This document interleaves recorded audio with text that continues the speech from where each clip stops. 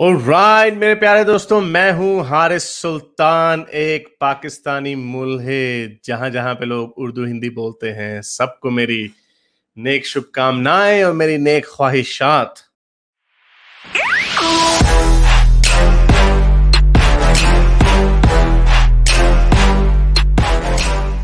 आदमजात, hello हजरत हारिस, आदम, हजरत आदम क्या कहना चाहेंगे? How are you? I am very good. क्या कहना चाहेंगे सर? मैं बस यही आपसे पूछना चाहूंगा कि मजहब और कल्चर में फर्क कैसे करें। जैसे फॉर भाई, एग्जांपल फीमेल जेनिटल म्यूटिलेशन है, तो क्या वो कल्चर का हिस्सा है या वो मजहब का हिस्सा है? क्योंकि प्रॉब्लम तो दो, है ये। दोनों का हो सकता है, वो दोनों का हो सकता है क्योंकि नहीं, जैसे हदीस तो आप है। कई बार देखेंगे बहानेबाजी करते हैं कि नहीं नहीं ये कल्चर का हिस्सा है, ये इसका वो बकवास मजहब कर से कुछ लेना देना नहीं है। बकवास करते हैं क्योंकि अगर ये ये बात ठीक है कि ये प्रैक्टिस अब सिर्फ अफ्रीका में ही होती है, लेकिन हजरत मोहम्मद को तो नहीं ना पता। हजरत ये हदीसें हैं हमारे पास कि औरत की जो, क्या आप उसको उर्दू में कहेंगे, क्लिटरस को इतना ना काटो, इतना ज्यादा ना काट दो। अब क्यों क्यों काटना है उसको? ये हजरत मोहम्मद, ये हदीस है, सही हदीस है, सही हदीस है, गलत भी नहीं है, दाइफ भी नहीं है।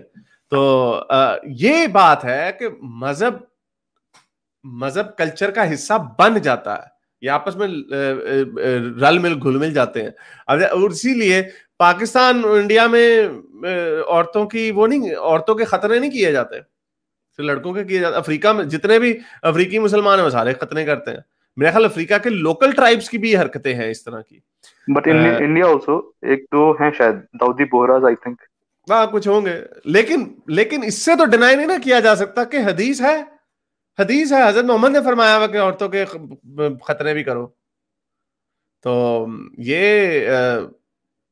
इसका बहानेबाजी ये कुछ नहीं हो सकता। लेकिन कल्चर ज्यादा ऊपर होता है, उसके नीचे रिलीजन आता है, क्योंकि हमें पता है कि कल्चर्स जो है आउटलिव कर जाते हैं अपने आप को, लेकिन रिलीजन्स जो है मर मरा जाते हैं। रिलीजन, सॉरी, कल्चर रिलीजन को आउटलिव कर जाते हैं। लेकिन कभी कभार ऐसे भी होता है कि रिलीजन उसको रिप्लेस कर देता है, कल्चर टोटली बदल जाता है। फॉर एग्जाम्पल, रोमन सिविलाइजेशन जो थी वो पहले पेगन थी, ग्लैडिएटर्स होते थे, लेकिन जब क्रिश्चियनिटी स्टेट रिलीजन बना, सिविलाइजेशनल रिलीजन बना रोमन एम्पायर का, तो उन्होंने ग्लैडिएटोरियल कॉम्बैट्स जो थे खत्म कर दिए थे।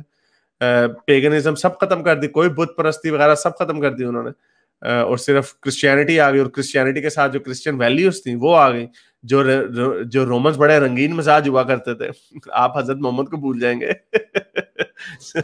मैं उधर पोम्पी में गया, पोम्पे शहर के रूइंस में गया, वहां पे अजू जो डिक्स उसकी ग्रेफिटियां दीवारों पे बनाई हुई है उन्होंने, फुटपाथों पे बनाई हुई है उन्होंने। पोम्पे को कहा जाता है कि क्रिश्चियंस इवन के ये पोम्पे के कहते हैं, वो कहते हैं कि पोम्पे जो तबाह हुआ, जो वेसुवियस जो फटा, वो फटा इस वजह से क्योंकि ये बड़े गंदे लोग, यानी बड़े रंगीन मिजाज लोग थे। तो लेकिन वो पूरा कल्चर बिल्कुल खत्म हो गया। रोमन एम्पायर, रोमन जितने शुगलिये हुआ करते थे, यानी मौज मस्ती करने वाले होते थे, वो सब खत्म हो गया।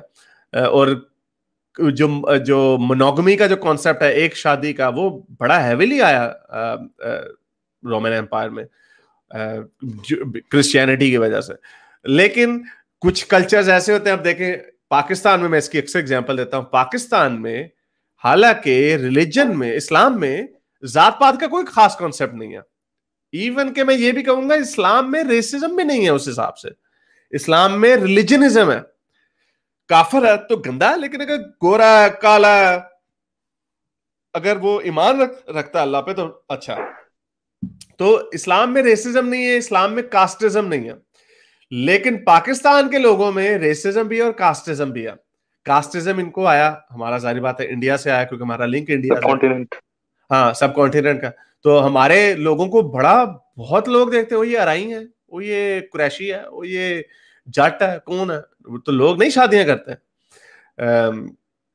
और इवन के मैंने आपको बताया था, है एक जानने वाले, उनकी बेटी ने मुसलमान, वो काले से, वो काला मुसलमान था, तो शादी कर लो काले से, नहीं, کالے سے نہیں کرنی چاہیے.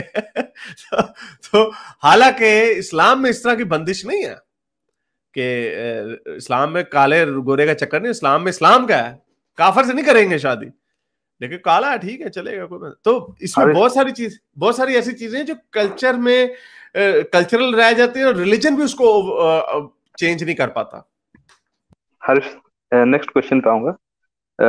آپ نے وہ والی دکھائی تھی کہ نماز پڑھنے کے لیے قبلے کی طرف منہ کر کے پڑھنا ہوتا ہے, تو دا ارتھ از راؤنڈ, رائٹ؟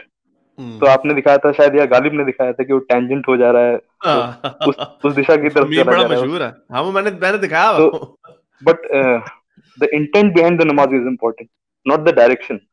تو پھر ڈائریکشن نہیں تو ہاں اگر ایسا ہے تو پھر اس پہ اتنا زور کیوں دیا گیا؟ ایمان سے پڑھی جاتی ہے نماز. نہیں تو پھر قبلے کی طرف ہی رکھو. پھر اتنا سختی سے اس کے اوپر عمل کیوں ہوتا ہے؟ اس کے اتنا کیوں کہا گیا کہ اگر اس طرف نہ ہوا تو تمہاری نماز ضائع ہو جائے گی؟ بھئی یہ چیک کرو. مسلمان جس بھی کبھی نئے گھر میں جاتا ہے نا, سب سے پہلی چیز وہ یہ ڈھونڈتا ہے قبلہ کس طرف ہے. یہ اس پہ زور اسی لیے دیا گیا ہے کیونکہ یہ ایک ایمان کا جز کا حصہ. نیت, یہ پھر وہی گول چکر والا آرگومنٹ آ گیا کہ پھنس گئے ہیں تو یار نیت ہے, کچھ نہیں ہوتا, نیت کا چکر ہوتا. اب زکوٰۃ ہے فار ایگزامپل, اب زکوٰۃ ہے بھائی فرض ہے, زکوٰۃ دینی ہے, بھائی نیت ہونی چاہیے. اس پہ بھی کوئی بندہ کہتا نہیں یار میری نیت ہے کہ میں لوگوں کی مدد کرنا چاہتا ہوں اپنی جیب کے حساب سے, کبھی 1% کر دوں گا, کبھی 0.5% کر دوں گا. نیت ہونی چاہیے. نہیں, وہاں پہ 2.5 شرط ہے اور وہ سیٹ ان سٹون ہے, وہ رکھ دیا انہوں نے, تو وہاں پہ چل جائے گا. لیکن اگر ادھر بھی پھنس جاتے ہیں تو یار نیت نہیں سر, یہ نیت تب گھساتے ہیں بیچ میں جب پھنس جاتے ہیں.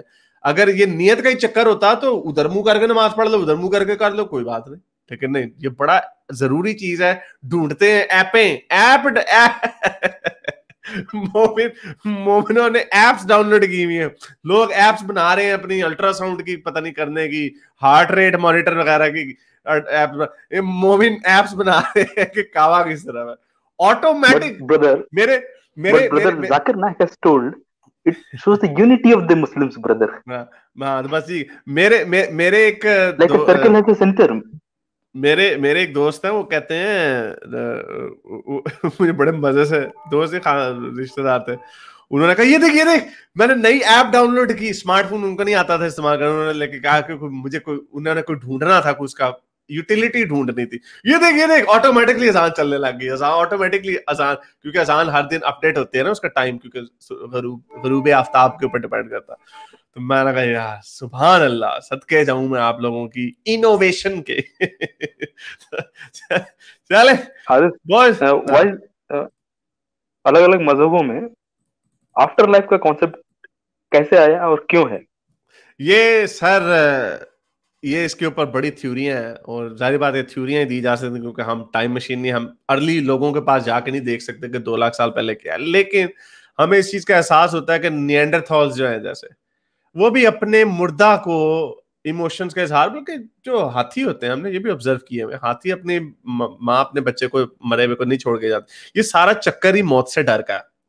موت سے ڈر کی وجہ سے لوگ, اور غم دکھ ہوتا. میں آپ کو آنیسٹلی بتا رہا ہوں, جتنا مومن ریلیجیس لوگ جتنا موت سے ڈرتے ہیں نا, اتنا ایتھیسٹ لوگ نہیں ڈرتے.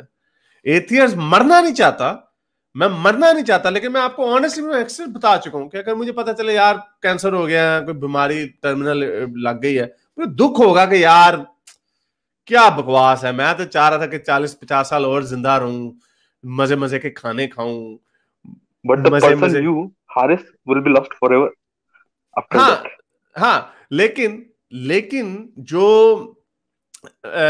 مجھے ڈر نہیں ہوگا کہ میں مر گیا تو سانپ گھسیں گے میری قبر میں, بچھو کاٹیں گے, آگ میں جلوں گا, یہ ڈر نہیں ہوگا. ایتھیسٹوں کو یہ ڈر نہیں ہوتا, اس لیے پھر وہ terms they come to terms, وہ اپنی اس سے ظاہر بات ہے حالات سے اتفاق کر لیتے ہیں کہ ہاں بھائی چلو آگے. اور میری سب سے بڑی ڈیفینیشن یہ ہے کہ ریزننگ یہ ہے کہ بھائی میرے سے پہلے بڑے لوگ, شہنشاہ, بڑے طاقتور ذہین لوگ آئے, سارے مر گئے. موت سب کو آنی ہے, تو میں کوئی اوپر سے اسٹے آرڈر لے کے آیا ہوں, میں کیوں نہ مر جاؤں؟ یعنی میری بھی جب باری آئے گی آ جائے گی, کوئی بات نہیں. لیکن مومنوں کو ڈر لگتا ہے. میں کچھ لوگوں کو میں نے ان کی ڈیتھ وٹنس دیکھی ہے رشتہ داروں کی, اور وہ بہت ڈرے ہوتے تھے. وہ ڈرے ایسے ہوتے تھے کہ یار پتہ, ان کو ڈر ہوتا تھا پتہ نہیں اوپر جا کے جہنم میں لے گئی جنت. تو یہ جو آفٹر لائف کا جو کانسیپٹ ہے یہ آتا ہی اس وجہ سے ہے کیونکہ ہم موت سے ڈرتے ہیں. جب موت سے ڈرتے ہیں تو اس طرح کی کہانیاں بناتے ہیں کہ اب دیکھیں ماں مر گئی ہے, بچہ مر گیا, ینگ بچہ مر گیا آپ کا 4 سال کا, ایسے ابھی کل پرسوں کھیل رہا تھا ایک دم مر گیا, ٹرک آیا کچل گیا یا کوئی بیماری لگ گئی, میں اس سے پھر ملوں گا ایک دن. یہ کدھر چلا گیا, ابھی تو ادھر ہی تھا, کدھر چلا گیا, کچھ نہ کچھ نکلا ہے, ابھی تو بول رہا تھا بڑی زور, کچھ نہ کچھ اس کے بیچ میں سے نکلا, وہ کہیں جاتا ہے. اس لیے ہم نے دیکھا ہے across different cultures after life ساروں کے اندر انڈیپینڈنٹلی ایوالو ہوئی ہے. خداؤں کے کانسیپٹ ڈفرنٹ آئے ہیں لیکن آفٹر لائف کے کانسیپٹ لوگوں میں ہر بندے ہر سوسائٹی میں آئی ہے موسٹلی. تو اس کی وجہ یہی ہے, لوگ اب دیکھیں اب لوگ مرتے ہوئے یہ ہمیں ملے ہیں, آرٹیفیکٹس ملے ہیں کہ پرانے قدیم لوگ لاکھ سال پرانے ڈھانچے ان کی قبروں میں لوگ ان کے ساتھ کوئی چیز رکھ دیتے تھے, کوئی اس کی نشانی رکھ دی, کوئی پتھر اس کا کوئی ہتھیار بنایا ہوا رکھ دیا اس کے ساتھ, یا کوئی کھلونا بنایا. اگر ہاں نہیں ممیز نہیں, جو میں لاکھ سال پہلے کی بات کر رہا ہوں, لوگوں کی ان کے ساتھ چیزیں رکھ دیتے تھے. وہ کیوں رکھتے تھے؟ کیا انہوں نے اندر بیٹھ کے لوڈو کھیلنی ہوتی تھی اس کے ساتھ؟